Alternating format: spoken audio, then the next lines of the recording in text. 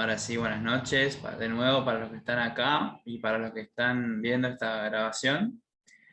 Bueno, esta clase, martes 6 de julio, justo nos agarra el receso de invierno, ¿no? A pesar de que comenzaron hace poquito nomás, bueno, cuestiones de calendario, vamos a tener el receso. Esta vendría a ser ya nuestra clase número 4. En la cual vamos a terminar el tema de la clase anterior sobre los primeros autores de la sociología. Yo en la clase anterior, para el que no recuerde, expliqué cómo realizar el primer trabajo práctico, así que si revisan la grabación de la clase anterior, la primera parte van a encontrar que ahí está bien explicado cómo vamos a hacer el primer trabajo práctico, que está en la plataforma, digo por si a lo mejor alguien está revisando y ve de repente que hay un trabajo para entregar hasta el 25 de julio, que sería el último día, domingo 25 de julio, hasta las 23:59. A esa hora la plataforma va a estar disponible para hacer la entrega, después se va a cerrar, ¿no? Porque bueno, la idea es que cuando regresemos del receso ya podamos avanzar con otro tema, porque esta materia, como saben, es cuatrimestral, tenemos poco tiempo, así que mi idea es maximizar el tiempo que nos queda, ¿no? Probablemente cuando regresemos vamos a tener 2 semanas más de ver otra cosita de sociología y después ya pasaríamos a ver algo de ciencias políticas, porque bueno, nos queda el mes de septiembre. Es bastante rápido el tiempo. Pero bueno, ya saben que bueno, cualquier duda o consulta que tengan me pueden escribir y hacemos, si es necesario, si son muchos, como una tutoría, ¿no? O conectarme yo para responder alguna duda que tengan. No tengo problema de fijar un horario, si son 1, 5, 10 o 50, me da lo mismo, no hay problema. O me escriben al mensajería interna del aula virtual, no hay problema, yo también les dejé mi correo. Cualquier duda que tengan antes del 9 de julio, que comenzaríamos las vacaciones, en torno al trabajo, cualquier cuestión, no hay problema, escríbanme. De última, si no les contesto enseguida es porque estoy haciendo otra cosa, sí, les contestaré cuando me desocupe. Así que vuelvo a recordarles esta posibilidad. Bueno, y ahora sí, hablando del tema, vamos a retomar y a completar, mejor dicho, esta primera parte de la disciplina sociología, porque la materia es sociología y ciencias políticas. Retomando que la clase anterior nosotros arrancamos a ver estos fundadores, ¿no? de la sociología, que como está ahí entre comillas, no es que un día uno dijo, bueno, voy a fundar una ciencia, sino que se comenzó a abordar el estudio de las sociedades, esta sociedad nueva que nosotros vimos producto de la Revolución Industrial y la Revolución Francesa, siglo XIX, Europa. Surgieron estos pensadores que van a tratar de elaborar diferentes teorías científicas, y por ahí está la palabra clave, ¿no? El estudio científico de la sociedad. Habíamos visto a Saint-Simon en primer lugar, después vimos a no me acuerdo, Augusto Comte, perdón. Y ahora vamos a ver a estos tres. Los voy a presentar rápido primero a los tres porque quiero que queden claro que entran dentro del trabajo que les mandé y de la bibliografía que les mandé. Uno es Émile Durkheim, francés él. El otro es Karl Marx, por ahí este lo tienen más conocido porque no solo habló de sociología, sino de muchas otras cosas, alemán. Y el último que vamos a ver es Max Weber, otro alemán también, un poco más, ya más contemporáneo, ya casi llegando al siglo XX, ¿no? Bueno, estos tres que vamos a ver hoy se suman a los dos primeros de la clase pasada, y son los cinco vuelvo a decir, entre comillas, fundadores de la sociología que vamos a abordar en esta instancia. Cuando regresemos vamos a ver otro tema ya un poco más del siglo XX. Bueno, voy a tratar de ir un poquito rápido, a ver si puedo terminar con los tres y después queda un espacio como para alguna duda, pregunta. Bien, acá lo tenemos a este señor, a Émile Durkheim, francés. Él, fíjense la fecha en la cual vivió, ya estamos hablando de la segunda mitad del siglo XIX, de una sociedad industrial mucho más compleja, mucho más avanzada. Y él, al igual que sus contemporáneos, podríamos decir, o sus otros pares, también va a considerar que la vida social puede ser analizada con el mismo rigor que los fenómenos naturales. Si se acuerdan algo de la semana pasada, quienes vieron o leyeron ya algo del texto, se acuerdan que fue Augusto Comte, este sociólogo, el que decía que para que un estudio de la sociedad sea verdaderamente científico, tenía que aplicarse el método de las ciencias naturales. Acá vamos a ver que Durkheim está más o menos en la misma sintonía que él, tratar de aplicar, ¿no?, esta metodología hacia el estudio de lo social, de las ciencias sociales. Como les dije, esto estuvo esta idea de que todo estudio para ser considerado científico tenía que aplicar el mismo método de las ciencias naturales, estuvo muy vigente durante el siglo XIX, y se aplicó a todas las ciencias sociales. La sociología en este caso, pero también a la historia, a la economía, a la politología cuando la veamos.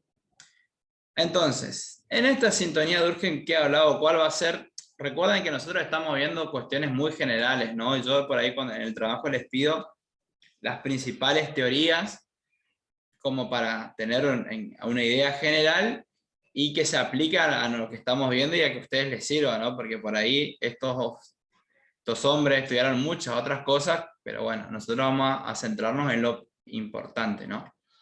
En el caso de Durkheim fíjense qué interesante. Él consideraba que la sociología tenía que analizar los hechos sociales. Y acá miren esta palabra, por eso la resalté. ¿Qué son los hechos sociales? Básicamente son cualquier aspecto de la vida social que conforma nuestras acciones como individuos. ¿Qué quiere decir esto? Durkheim consideraba que, por ejemplo, un aspecto de la vida social sería una familia, una religión, un barrio, un trabajo. Condicionaba el accionar de las personas. Es como que el conjunto de esas cosas condicionaba el accionar de cada individuo, ¿no? Es como que una persona actuaba de tal manera ya que estaba condicionado por uno de estos hechos sociales, uno de estos aspectos de la vida social. Entonces él decía que, o trataba de explicar las acciones de los hombres debido a, o gracias a esta teoría, ¿no?, de los hechos sociales. Él dice también, reafirma, que las personas aceptaban esos hechos sociales, aceptaban que su comportamiento se vea condicionado, ¿no? Así que bueno, piensen por ahí un poquito, vamos a tratar de ponerlos en cuestión. Vamos al segundo punto. Como dice acá, ¿sí? Profe, discúlpeme, Sí. no alcancé a comprender lo de condicionar, no alcancé a comprender bien. Perfecto, no hay problema. A grandes rasgos, ¿qué decía él? Que la forma que vos tenés, la forma que tenían las personas de actuar en su vida, las acciones que realizaban, explicar el comportamiento de las personas, bueno, no eran acciones individuales, sino que uno estaba condicionado por un hecho social o por el aspecto o el ambiente en el cual uno vivía. Por ejemplo, siempre estoy hablando de ejemplos, no digo que sea así o no. Una persona que es férreamente católica o cristiana o evangélica, no, pongámosle una persona muy religiosa. Su forma de actuar va a estar condicionada por ese aspecto mucho más grande, ¿no? Por esa religión o por esa comunidad, por ese entorno en el cual él está viviendo, ella está viviendo y acepta, ¿no? Entonces, ahí podríamos ver, por ejemplo, un tipo de condicionamiento. Como algo mucho más macro, más grande, más general, está condicionando a una persona, a un individuo. Ahora, también te puedo poner otro ejemplo, vamos a lo más chico, a lo mejor una familia, pongamos una familia, 4 hijos, 2 papá y mamá, por así decirlo, o más grande, los miembros de esa familia actúan de cierta forma, porque bueno, su familia, su entorno, su familia más extensiva, así los condiciona, ¿no? Piensen por ahí que muchas veces, ¿cuántos casos hay de, a ver, estoy poniendo, vuelvo a insistir con el ejemplo. Supongamos que un miembro de una familia, un chico, tiene alguna tendencia homosexual, que tranquilamente puede pasar y no es nada malo, pero mucho tiempo vive reprimido, como se dice entre comillas, o tiene miedo de mostrarse, o X, porque está viviendo dentro de una familia, dentro de una sociedad, de unos amigos, o dentro de su mundo, vamos a decir, lo está condicionando, ¿no? Entonces hace que actúe de cierta forma. Eso podría ser otro ejemplo de cómo el comportamiento de la persona se ve afectada por estos hechos sociales que así menciona Durkheim. Y así podemos decirlo por varias cosas más. Por ahí si nos metemos un poco en el tema de las cuestiones socioeconómicas, Durkheim te explicaría que una persona que vive en un barrio muy carenciado, con necesidades insatisfechas, con todos los problemas que conocemos que hay en este tipo de barrios o villas de emergencia, como a se le dice, todo ese entorno, ese medio podría, o no, o sea, en el caso de Durkheim diría, va a condicionar a la persona que actúe de cierta forma, ¿no? Con esto, vuelvo a insistir, estamos dando de ejemplos, yo no digo que así sea, sino que tengan en cuenta, fíjense, que Durkheim vivió fines del siglo XIX, fíjense que su obra más importante, Las reglas del método sociológico, se publicó en el año 1895, en la Francia que él vivía, ¿no? O sea, estamos hablando, por eso, de los fundadores, obviamente que el mundo cambió, no hace falta que se los diga desde entonces, pero sí, como les dije, estas personas son los primeros en pensar cómo estudiar la sociedad de una manera científica. No sé si me entendiste, Noemí. Bueno, si te quedó claro. Sí, profesor, entendí que si yo hubiera vivido, igual puede estar aplicado todavía a este siglo, a este momento, por ahí nos sentimos condicionados por ciertas cosas, por la sociedad, por ciertas reglas normativas o lo que sea. Claro. Por eso fíjate Entendí. cómo él habla de muchas veces instituciones sociales como la familia, corporaciones que vendrían a ser, por ejemplo, sé que acá, por ejemplo, desde el plano laboral, sindicatos pueden ser, gremios, clases, para estar hablando acá de clases sociales, ¿no?